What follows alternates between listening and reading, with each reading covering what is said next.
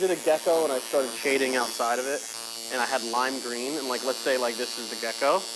I like wasn't looking, and I just went like this, and just the way I was like stretching, I thought like this was inside the gecko, so I just started like whip shading like lime green, and then I pulled my hand away, and there was like just giant green whip shade marks, and the guy didn't see it though, so I was like, yo man, you know, it would look real cool. I was like, if this thing was sitting on some leaves, and he was like, yeah. I was like, I'm not gonna charge you, man. He's like, yeah, I'd love some leaves. So I just put a big leaf there.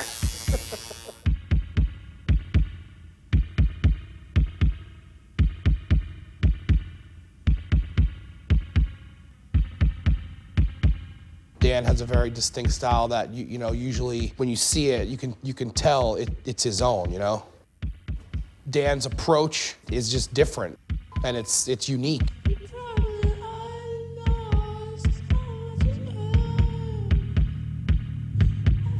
We're all special. Dan's just a little extra special, you know? He's into, obviously, tattooing, painting, music. The new Inquisition record. This is the right here. He's also into collecting and antiquing. Oh, he's extremely well-rounded.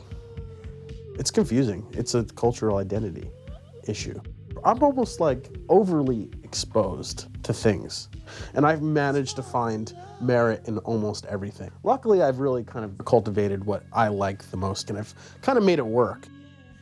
The shop I work at now is Smith Street Tattoo Parlor. Hey, Craig, will you set my guy back, please? There's 4 of us working at Smith Street Tattoo. It's me, Bert Crack, Eli Quinners, and Dan Santoro. Me, Eli, and Bert opened the place sort of together, and then Dan joined us about a year later, but Dan was always in the plan. Dan was like our 4th guy. I grew up in Woodbridge, New Jersey. I was paying for community college, and it wasn't much. It was like $800 a semester, and to me it was like, what a waste of my money, you know? So I dropped out. At the time that Smith Street was even a twinkle in any of their eyes, I was around a lot. I was spending a lot of time at Steve's. A lot of nights, get off of work, hop on the train, go over to Steve's, have a couple of cold boys, some painting. I was scared to say yes at first. I didn't know Smith Street was gonna be as amazing as it is. I mean, I should have known, but I didn't. And I thought about it for like a week, and then I was like, you know what? I'm just gonna do it. It's just one of those things where the planets aligned for Smith Street. We were all friends. Dream situation for me, working with these guys. This is 100% our clubhouse. I never feel like driving here from Queens like I'm going to work. I always feel like I'm coming here to hang out with my friends and have a good time, you know? No, there's already graffiti, dude. Of course, but there's not already tags all over the walls in here. All right, we're not having a moral conversation right now. It's the dumbest ever. Well, we've all been friends with Dan for a long time. I kind of always knew that eventually we would work together, you know, because he has the same ideas as all of us as far as what a tattoo should look like. You know, he really enjoys painting and creating, you know, new stuff. We don't want to keep pulling the same things out of the same books, but if we take those same things and repaint them ourselves, well, then it kind of does become a different thing. It becomes our own, you know? Everything is covered in flash. And actually we get reggies in there sometimes and say that, you know, like, oh, this is all hand-painted by the 4 of us, and they can't even wrap their heads around it. Like, what do you mean? Like, you painted it? What do you mean you painted it? They can't even fathom that, you know?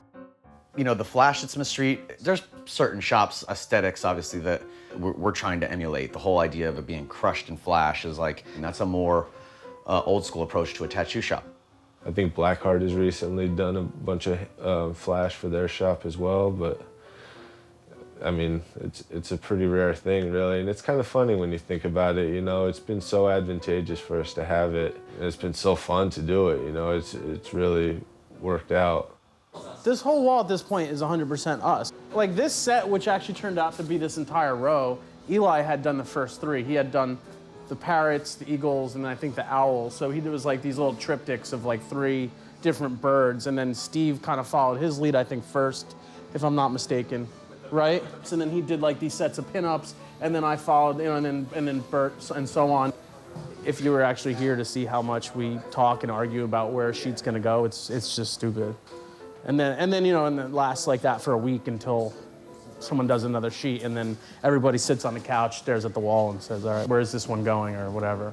We very consciously want our tattoos to look a certain way, and New York is part of that. I think New York's a very straightforward approach to living.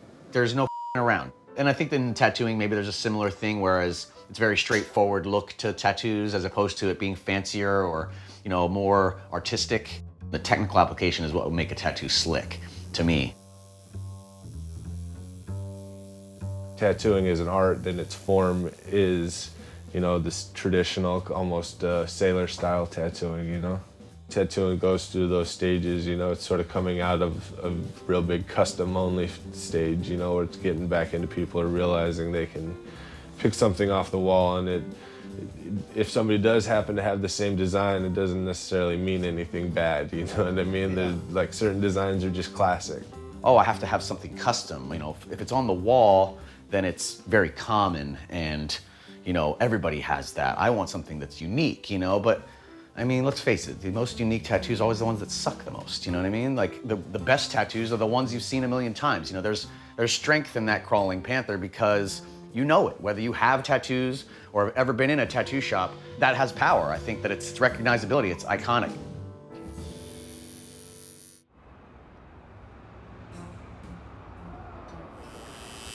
I don't know, it's like, you know, when you go to Walmart and you see like the old lady with the puffy pink cat sweatshirt. You know the feeling you get?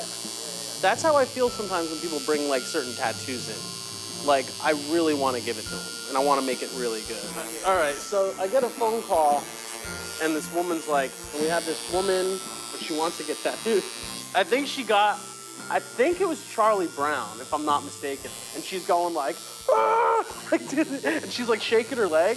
Within 3 lines, the tattoo is so so I was just like ah! It was like being on like a ride. I was just like, and I did it, you know? Nothing's ever set in stone with Santoro. Dan seems to be definitely the least organized out of everybody. Dan also, you know, has the same mentality as far as that's our job in making tattoos, but Dan just does everything by the seat of his pants. And I think that the whole seat of the pants or unpreparedness or whatever, I think he subconsciously is that way on purpose. The way he tattoos, there's a lot of confidence, and even very simple, clunky tattoos just look so good. He's one of my favorites for sure. It's traditional, real stripped down, real bare bones. I would say he's a little looser than maybe I am. I really try to do a very exact line and everything, and he recently moved me away from that. He's made me loosen up a lot. You know, I think he's kind of got a lot of what Dan Higgs had, in that he knows just how to put down a line and just do the tattoo, and it comes out, I don't know, it looks great. He can make something look pretty and delicate and all those things, but they still have that Santoro look to them, you know? I guess maybe I started tattooing late enough. There was still like enough going on with people wanting to do traditional stuff that I was like, okay, I know I want my tattoos to look like that, but how? And then I was like finding the Dan Higgs tattoos that were in Tattoo Times. Tattoo Time is a publication that Ed Hardy put out from early 80s, probably to like the early 90s, that had the weirdo art section. And they're just really strange tattoos, but they still had that traditional application that I was looking for in anything, really. I mean, I just, you know, I'd see tattoos and not really know why I liked them, but I knew I just liked them. And then I'd realize down the road, like, oh, it's because they're bold and, you know, they're simple. He manages to stay very traditional and very by the book, but just completely off the wall at the same time, and imagery that you might not necessarily see on every tattoo sheet. When he gets a little more creative with it, they're very unique and very clever and very like well thought out. He's got one design, the Great Mother. It's like a crystal with a little person inside of it, and it's so weird. I've never seen anything like it anywhere, but it's so smart, you know what I mean? Like the way he used color in it, the way some of the color doesn't go all the way up to the lines. Dan's much more studied in the folk arts than I am. He really enjoys folk art all across the board, most cultures. So I think he really knows how to make tattoo flash look like that, look like very genuine, like folk art. We all buy, obviously, a lot of books and a lot of tattoo-related books, and Dan definitely brings in books that, you know, we don't expect, that have great imagery in them that are not tattoo-related at all. And I think it's like he's sort of searching those sources. Obviously, the recycled imagery we love and is powerful, but, you know, we're also always constantly looking for one new design. I think it's up to the tattooer to save the customer from themselves. In other words, when I first got into tattoos and I knew nothing about them, I thought the ugliest was so cool, you know? People come in and they want something bad. It's kind of our job to say, hey, you know what? Like, we can give you something better. Or, you know, every other teenage girl comes in asking for that tattoo. You sure you want that? You have to sort of educate, otherwise you just come off like a like you're just like, no. You got to tell them why the design won't work. You got to explain to them what looks better. A lot of the customers hold on to it and they think about it and they apply that to their next tattoo. I think we want for our customers to stay focused on what they see and hear, you know? Like, I don't really think there's one design in here that any of us would be upset with tattooing, you know? Almost every tattoo that gets done, good or bad, we show off to each other. I think that's a really good thing. I've worked in shops where I couldn't even tell you the last tattoo I saw of an artist for months, you know what I mean? Like, you just kind of work in your little corner of the shop, finish the tattoo, put a bandage on it, see you later.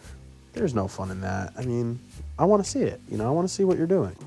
I want to see if you did something that maybe I should have been thinking about. We bite the hell out of each other, but it's cool. We work together. That's why we're there. The mushroom. Yeah, I love that one too, man. I would really like to do that, to be honest with you. Who tagged all these? How big would you make that? I do probably like that more, you know. Or like here? Yeah, I think that's a good spot for it, actually.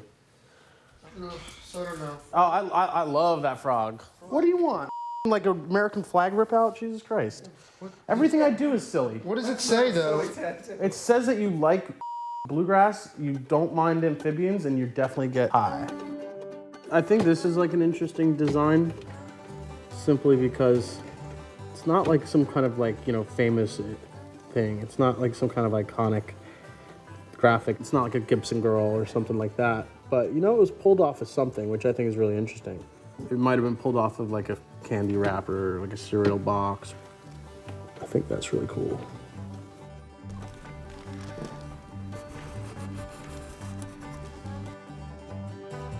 Jeff is a longtime friend of mine. We went to high school together, you know, learned by doing a bunch of really tattoos on him. And like in the very beginning, he wanted to just get like line drawings of like hardcore band things. But now, yeah, he just wants to get really kind of funny, goofy, but at the same time sort of like mystical stuff. That's what he's into. I just wanted to do a tiger on his forearm, and he convinced me to do a tiger on a flying carpet, jumping through atom symbols and, you know, like the galaxy and like all this stuff like that. And normally that would be a terrible idea, but it works on him, and, you know, I think I did a pretty good job on that one. He's just one of those people that no matter what I do or do to him, it's all good. We're friends, you know. My wife and him were just having a conversation about potentially, you know, in the future opening up a record store, and then within 6 months we had the grand opening. So it was just a really cool thing, because it's like a pipe dream that every kid has with their best friend when you're in high school. When we're older, we're gonna have a record store one day. And here we are, grown men, and we have a record store. Summer is usually the face of this place up front making coffees. Jeff is the record guy, and I do the antique stuff when I can. We all do a little bit of everything. I end up in piles of records mostly. Dealing with weirdos, taking phone calls, going out to visit people who Try to rob you. What are some indicators that it's going to be a good buy? These are my uncles. Yeah, that's usually a good sign, right? Yeah. I had a guy come in here with a bunch of antique medical charts. He was a teacher, and they were like in the facility closet of like, you know, the science lab. And someone that's gonna do that, it's kind of weird, but I like that. Those are my people. You know, it's like I travel on the weekend when I'm not tattooing, flea markets, yard sales, Craigslist. But I get it anywhere I can, you know? I mean, it's a pretty small window of opportunity for me to kind of get stuff, so all week I'm trying to line stuff up. It went from Star Wars toys, as much as I can fill, I thought it was corny for a while, so then I did the Thrasher cutout thing. As long as the walls just looked like vomit, like culture vomit, I was happy. A lot of stuff that Dan looks for is kind of tied into tattooing as far as what the image is, or like classic tattoo motifs. Dan's object hoarding comes mainly from tattooing, I would imagine, you know, even though there's other influences, because you just like are exposed to so many different types of art. You think about like tattooing now, well, you know, that crawling panther has been drawn for us already, you know what I mean? But there was a time when it didn't exist. And a lot of early designs still come from old children's books, whatever, and then like, you know, or like the Cupid is a good example. Like, you know, Cupid was like an actual doll, then it became a tattoo icon over the years, but now, because we know that Cupid so well, you go into an antique store or something, you see a little Cupid doll sitting on the shelf, you're like, oh, there it is in 3D. Who doesn't want that?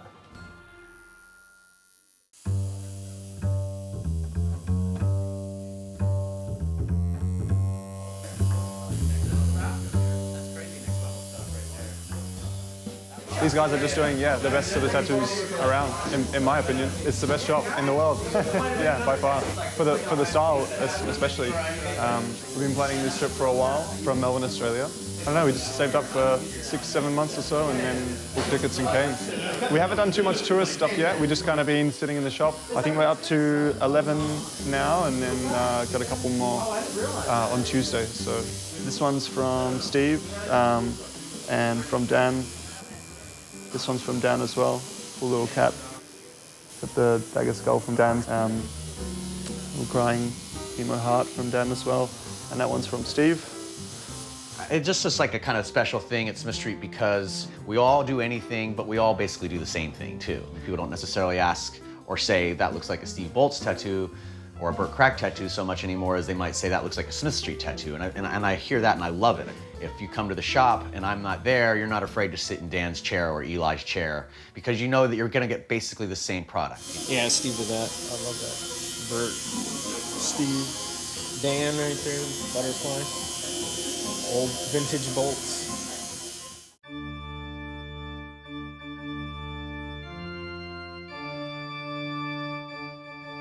It's not a big apartment, and he's filled the walls, but it's all amazing stuff, you know. It's top of the line, you know, taxidermy, old tattoo flash. You know, it's a good representation of the stuff that he's passionate about. I mean, I've been, you know, flea marketing for a long time. If I had seen something like this, I'd probably be interested in buying it, but I wouldn't know why. Whereas now, and having kind of like been a little bit more immersed in collecting, it's pretty easy to pick up on what makes something desirable. How often do you see an ostrich in a photo from the turn of the century, you know? Very well studied and kind of stuff of that era of when, you know, American tattooing sort of came to life. He sort of knows a lot about that era in history anyway, and so I think he collects a lot of that stuff. He's very well studied in antique flashing. I'd really like to talk about this. This is a drawing from the little Korean woman at the local bodega. She draws these things on the sides of cigarette cartons. I just think they're super cool, like, you know, this little old Korean woman that just peddles cigarettes and like a little piece of outsider art in Carroll Gardens that a lot of people don't even pay attention to. I think it was last summer he started just doing these really loose, super kind of folk art style paintings that were totally different for all of us. None of us had ever really tried to do anything like that before. And I think he really kind of like blew us all away with that, you know, like just from him doing that, it kind of like helped all of us to do things a little bit looser. The paper wasn't even really like watercolor paper. It was just some really weird junk that I would have never even thought to paint on it. I don't want to be too cliche and say like I realized that I didn't really have to follow rules, but yeah, I mean, kind of once I painted on cardboard, I think everybody at the shop was kind of like, why are you wasting your time? You're like, you know what I mean? Like, because this is something you do when you're on the phone, but you don't spend 8 hours on a painting of it, you know? So I did it and everybody's like, wow, that actually looks really cool.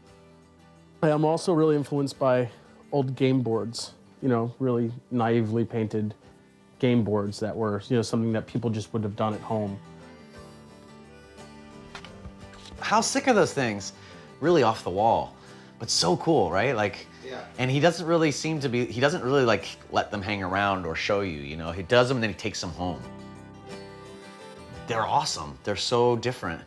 And I think that you could probably see those somewhere out of context and not even think about tattoos or that a tattooer did them. This one is, I love the birds, and I was just thinking about Sweetheart of the Rodeo. So it just kind of has like a lot of the themes that I think go with real Americana painting. It's funny because tattooing kind of desensitizes you to anything other than painting for the sake of painting. You know what I mean? So a lot of these things are just all the things that give me a certain feeling.